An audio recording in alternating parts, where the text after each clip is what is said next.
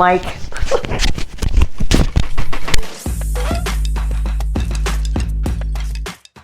This recipe that I'm doing right now was supposed to be my first video of my new channel. I love heirloom tomatoes. These are so delicious and amazing. And I especially love these red ones with the dark green. And this dish is really actually also very sexy. And it's the end of heirloom tomato season. And I wanted to get it in enough time that if you were interested, you'd be able to find them. All right, so here we are. I got these new neighbors and they moved in right next door, and their patio is right next to my kitchen. And the day that I start to shoot, I hear this barking and barking and barking. So they left their dog outside on the patio. And it's a puppy. It's like a husky German Shepherd mix. It's about 6 months old, so it's got a lot of energy. And so it's channeling all of its energy vocally. And I couldn't shoot. So I thought, you know what? And here's the thing. I was making actually 2 recipes that day. And so I said, you know what? Maybe my beast ass editor will just put some music over this and we'll just figure it out. So I kept going. Well, I turn on the oven. I need to preheat the oven. Hold on a second. I'm mic'd. Just a second.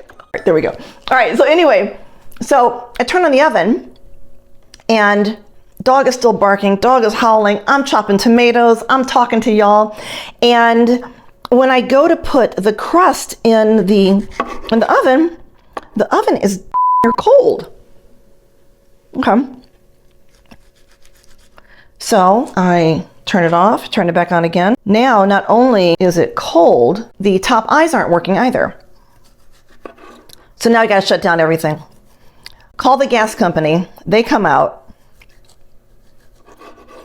I'm gonna sprinkle these with a little bit of salt to help them sweat off that extra water that we do not need. And I'm gonna save the tomato water for something else, like a soup or something like that. I just freeze it in ice cubes and I pull it when I need it. Now, the trick is to not use too much salt because we're gonna be using some cheeses and that already has enough salt. And I'm gonna flip my babies over. So I would say about 1.5 teaspoons or so. Again, don't oversalt this. You wanna be able to eat it without saying like, yeah.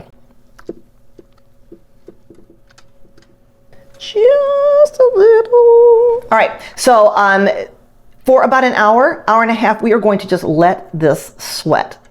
So now, while the tomatoes are sweating, we are going to grate some cheeses.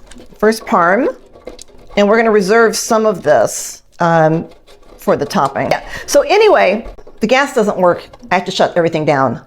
Dog is still going off. When the gas company finally comes out here, and they're like, oh yeah, your earthquake meter protector thing has been triggered. So what happens in the state of California, because we have so many earthquakes, is that all homes are now required to have this apparatus attached to your gas line. So in the event of a seismic occurrence, right, it'll shut off the gas line so your house doesn't blow up.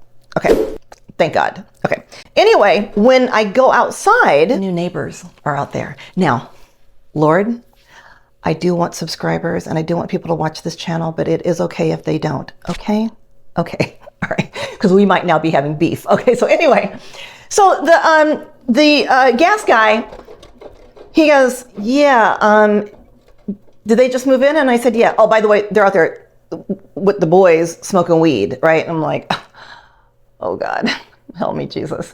Okay, so anyway, the gas guy goes, yeah, it looks like they bumped, because they had a whole bunch of boxes like by the house. They're like, it looks like they bumped your meter and that's what happened. And I was like, oh. And then he goes, that'll be $80. I was like, okay, whatever. All right, but then at least my gas thing was on. It was ready to go. And, but what I had tried to film, it was just such a disaster. I went ahead, I made this dish and I ate it. And I actually had a couple people over the next day. A really nice sharp cheddar and a Gruyere. And this is going to go in the crust. And oh, by the way, you guys, do not buy shredded cheese. Don't. Real cheese When it clumps together, look at that. That's what real cheese does. The reason that that cheese in the store does not clump and it's been sitting there for days and days and weeks on end before you buy it and take it home because it's convenient is because it's coated in cellulose. And cellulose is basically really, really fine ground up wood. Don't eat that. Okay, do that. Now for the crust, flour, cornmeal, that Parmesan cheese, a little sugar from my mom's sugar bowl. Just a little. Butter, ice cold, that's been chopped up in little bitty cubes. We're just gonna pulse until it looks crumbly and grainy. And then a little bit of water to be added. However, I always use vodka. And I learned this when I was chefing in Beverly Hills.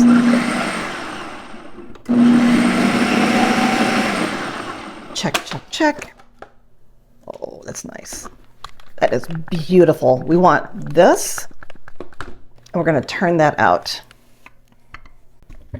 Because what I'm gonna show you guys is gonna be perfect. However, we do need to make sure that as it is cooking, because it is going to try to bubble, and we don't want that, because wherever you cut this one, it's gonna look good. Voila. And I'm going to line the bottom, and I even put like some holes in here too.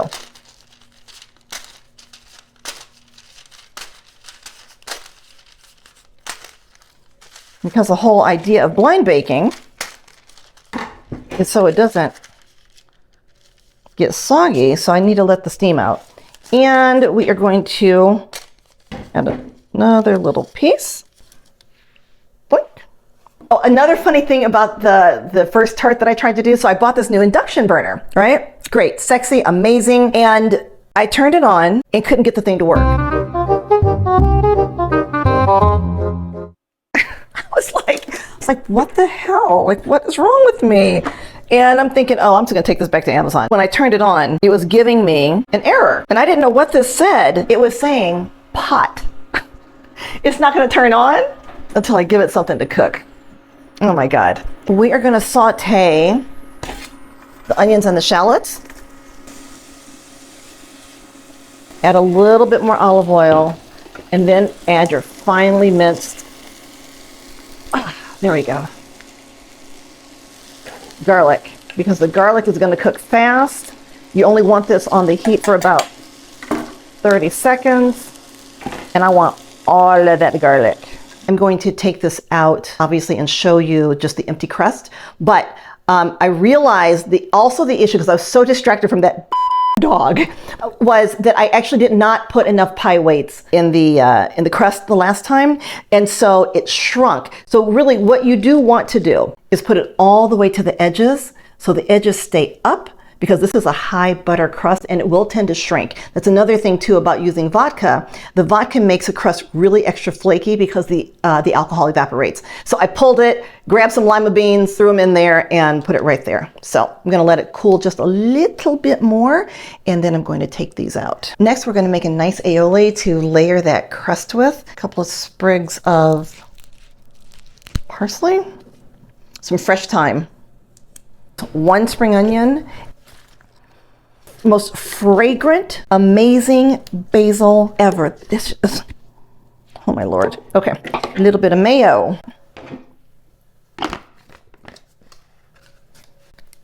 And we pulse. There we go. Oh my God. All right, all of that, all of it, all of it, all of it. And then remember our cheese. Actually, I'm going to take a little of the parm, I think, yeah, for the topping.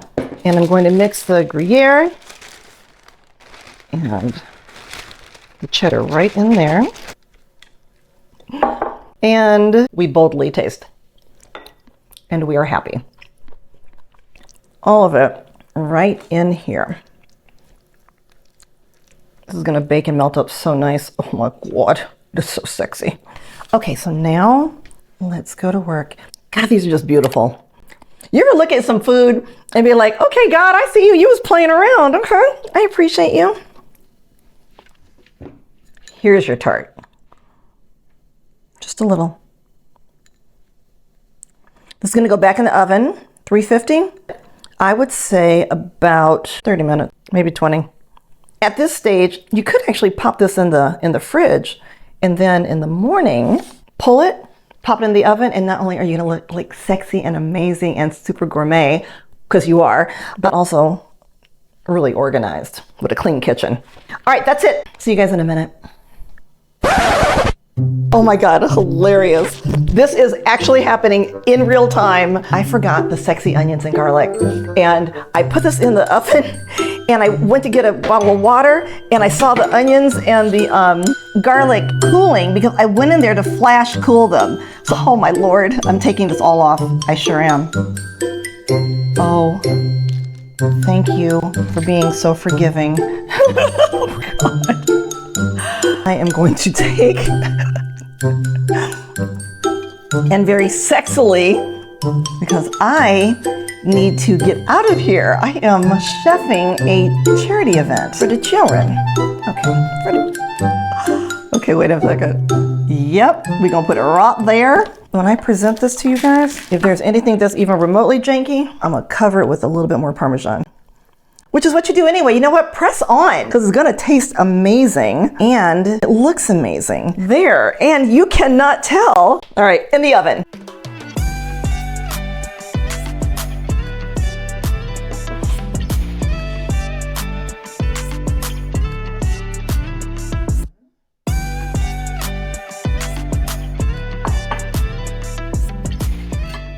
I don't want to cover this up with a bunch of cheese because there's so much cheese that it's sitting on already, but I am going to dress it with a little balsamic vinegar glaze that I did not make, but I am controlling with this little squeeze bottle. By the way, if you ever want like a little chef secret, it's really about control. Tongs, tweezers, squeeze bottles, y'all. And now for the favorite part, because this recipe is one of my favorites, and I don't know why, but it has been a challenge, but we had got through it. We got through it. And now I'm going to be eating.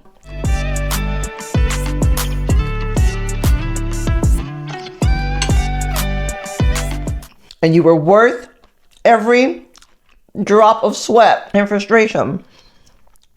Oh, it was so good. And I've indulged my fetish with tomatoes. Well, specifically gorgeous heirloom tomatoes in my amazing cornmeal crust. So anyway, I hope you guys enjoyed it.